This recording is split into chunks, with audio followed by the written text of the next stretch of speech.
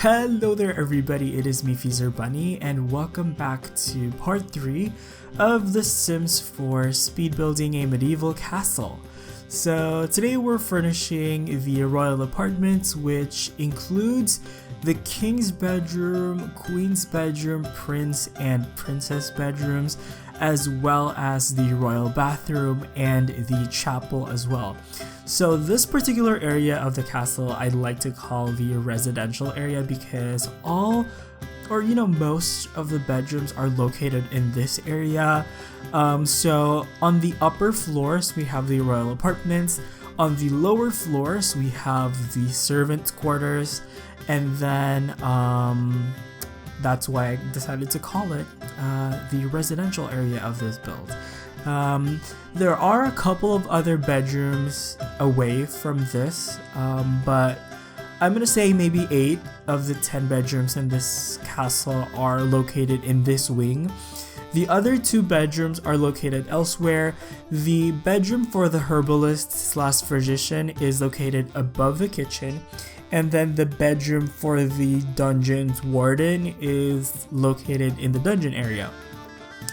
But for this area, we are mainly focusing on the royal apartments, starting with the king's bedroom. And I decided to put the king's bedroom over here because I wanted the king to have a window overlooking the main courtyard of the castle.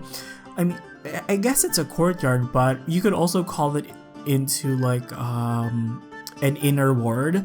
Basically, in technical terms, everything that is inside the castle walls is called a ward, but there's everything that's inside a ward that is enclosed inside the castle structure itself is referred to an inner ward.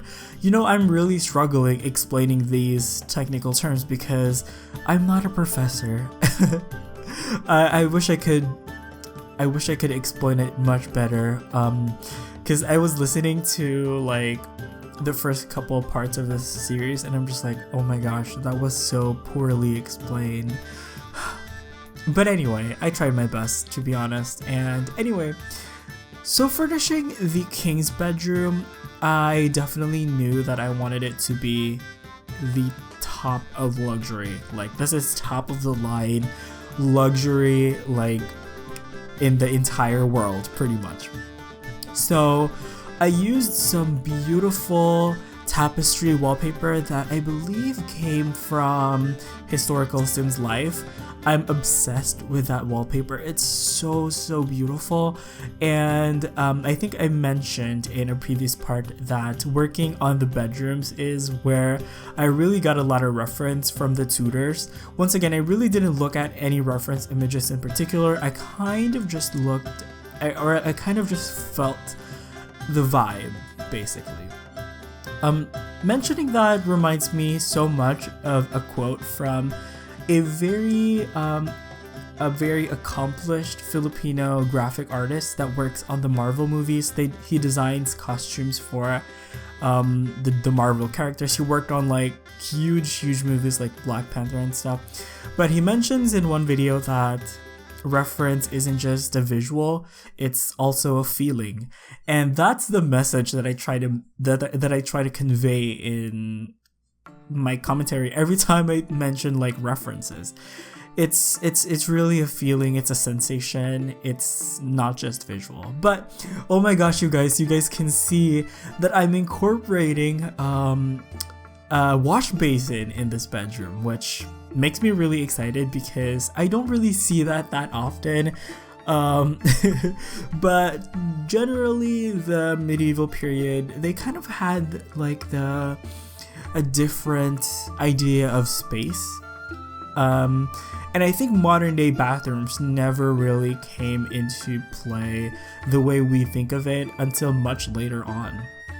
And of course there is also a chamber pot as well. There is this really funny position for the royal. I'm not sure if it existed during the medieval period, but it's called the groom of the stool. It makes me laugh so much. But basically they're in charge of, let's just say, wiping, you know, the king's excrements. Oh my gosh, am I allowed to say that in a video? Yeah, that is an actual job.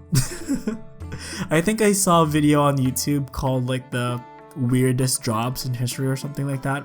So yeah, that was just so funny. I also really love that little office area for the king. I love that desk that I used. It was like this griffin desk, and I just really loved it.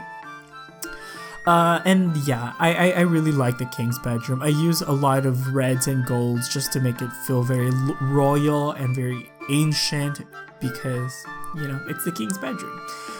So yeah, right now we're working on the queen's bedroom, and I think this is a fact that still surprises a lot of people, but yes, the king and queen slept in separate bed chambers. For those of you guys who watch period dramas, you would already be quite familiar with this. I don't know if this is still a thing in play today. Like, does Queen Elizabeth and Prince Philip still sleep in the same bedroom? I don't think they do. Does anybody watch The Crown? Because they kind of sleep in separate bedrooms. Like, granted, their bedrooms are like facing each other, but they kind of still sleep separately, so it's interesting. Oh, by the way, the chamber pots and the wash basins are completely functional. So yeah, those are really awesome. I got those from ZXTA Tumblr or Zixta. But yeah, I really love the queen's bedroom. It has beautiful colors, very feminine, if I do say so myself. There's a lot of like legendary, like, you know, imagery I like to think. I really like that fresco as well on the queen's bedroom. It reminded me so much of the Primavera. Oh, what is it called? I think it's the Primavera, right? By, oh, I forgot the name of the artist. Botticelli? No. Yeah, never mind. It's the same guy who painted The Birth of Venus. I forgot, like, oh, come on. Anyway, I'm really hard on myself for remembering this. I should really, like, review my stuff, but hey, you guys like the spontaneity of my commentary anyway. Oh, so this is the bathroom. A little while back, you guys probably saw me change the tile, the floor tile. I just thought that these painted tiles were just more luxurious, but the bathroom, pretty straightforward. It has a lot of Celtic furniture, which I got from, I'm not sure actually, maybe the Gym 07. But yeah, overall, this is just a simple space for a bathtub, because that's literally the only functional thing there is. There is a closet though, so that's the thing. But yeah, the bathroom is one of the only 2 bathing areas in this entire castle. The other one is for the servants, which we will be doing downstairs at a later episode of the series. I really enjoyed the bathroom though. I really liked how it looked. But right now we are working on the princess's bedroom. Now, I think it's really interesting how all of the bedrooms are planned out and laid out. I feel like it's quite realistic, and I feel like it makes sense having the royals' bedrooms close together, even though I feel like in real life a lot of the royals would be like in separate buildings altogether. But nevertheless, I was really happy with this layout. It does look really dark. You know what? What do you guys feel about the candlelit bedroom? Since I haven't still finalized the build, please let me know if you guys prefer this dim aesthetic that I went with, or if you guys prefer it to make it more brighter. Cause I am honestly torn. I'm like 50-50 here. If I want to put chandeliers, I don't really feel like chandeliers look that good because they're way too low for this low ceiling area. But I don't know. I really like the candlelight though, so I don't know. We'll see. But for the princess, I imagine her to be more of like a Renaissance man, Renaissance woman. For those of you guys who don't know what that is, a Renaissance man is basically a person who kind of excels in pretty much every type of art form and science, and this is the type of person that is good at everything, basically. So the most famous Renaissance men would probably be Leonardo da Vinci, Michelangelo. They're not just artists, they're also inventors, they're sculptors, they're scholars, they're everything, basically. They're visionaries. And that's who I imagine our princess to be, which is why I put so many skill items in her bedroom. So there's an easel, there's lots of books, there's let's see here. I imagine her to really like astronomy as well. So she's the type of girl who we would always find in the wizard's tower, maybe looking at the telescope or something. That's kind of the vibe I was going for. So yeah, I really like how that room turned out. And then right now we are working on the princess bedroom. Now I imagine this prince to kind of be the heir to the throne. So he also has his own little office as well, because I wanted him to kind of start training for his royal duties while his father's still around. Maybe his father is teaching him how to manage, the laws of their country or something like that. So I did put a little throne, not a throne, a little office area. But I think out of all the bedrooms, this is probably my favorite one because I just love the wallpaper.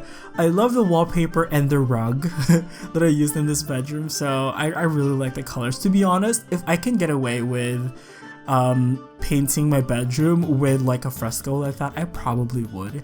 But yeah, all of the royal bedrooms also have those beautiful medieval fireplaces as well that actually came from the Sims 3 store. They were converted from, I believe it was Midnight Hollow. I remember doing a let's play of that on the very early stages of my channel's existence. But at this point, I think most of the bedrooms are done, and now we are beginning work on the chapel. Now, you guys probably saw there's a little bridge behind the king and queen's bedroom that actually leads to the chapel. Well, I cannot talk, but I thought that was a really interesting, neat little feature. I feel like that would be quite realistic for kings to have direct access to the chapel, because in many countries, especially in Europe, they're guardians or defenders of the faith, right? I think it was in the El Escorial Palace in Spain that the king's bedroom literally opens to the cathedral inside the palace. So yeah, it's really nice. I really like that little walkway that leads from the king's bedroom to the chapel. So yeah. Anyway, so yeah, there's this balcony in the chapel that's exclusively for the members of the royal family. And then of course downstairs would be a space for the peasants. And yeah, it's a pretty awesome chapel, to be honest. I'm really happy with it. I wasn't planning on making it a chapel at first. I planned on putting additional bedrooms in this area, but then I realized I didn't need to because we had way too many bedrooms. Yeah. So this area has a lot of stained glass, as well as the king and queen's bedroom. The royal apartments and the chapel have a lot of stained glass, which for me is very luxurious. So that's that. And I really like this whole composition I did with the altar. It feels really churchy, if that makes any sense. Once again, most of these items are conversions from The Sims Medieval. So, oh my gosh, that little book tome thing, it's Lady Raven Dancer's book of spells. It's such a meaningful thing for me because that's the very first piece of Sims 3 custom content I bought for myself. I remember not having a credit card and going to a local game store to buy sim points. I went to a local Data Blitz, which is the name of the game store. I bought one of those cards that you enter a code and it gives you sim points, and that is the first thing I bought, Lady Raven Dancer's book of spells. I'm gonna say maybe more than 5 years ago for sure. That is also fully functional, by the way. It functions as a podium, and I put this little font in the entrance because, it has the holy water and stuff. I am a Catholic, so I might have based this off of Catholic churches. To be fair though, during the medieval period, I think it was all about the Catholic Church anyway, so yeah. And I decided to include some parts of me working on the ceiling. Unfortunately, I had to cut out the parts of me working on the ceiling for the royal apartments, but I did include the ceiling for the chapel at least. I also put like some gargoyles as well, just because it felt more churchy like that. I'm also putting in these wrought iron balustrades to have some separation from the main entrance.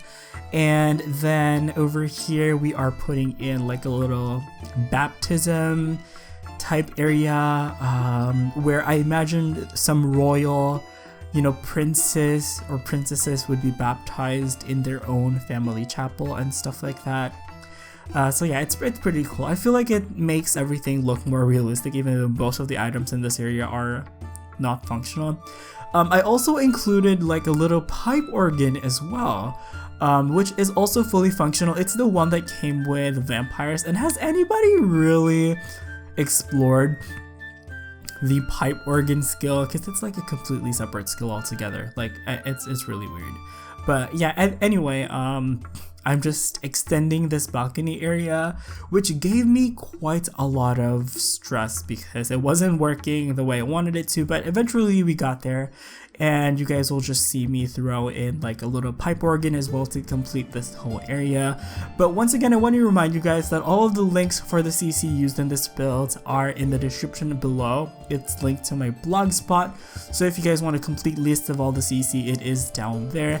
And don't forget to watch out for the next and final 2 parts of this build series as well. So that is going to be it. Thank you so much for watching. You all have an awesome day, and I will see you guys next time. Bye bye.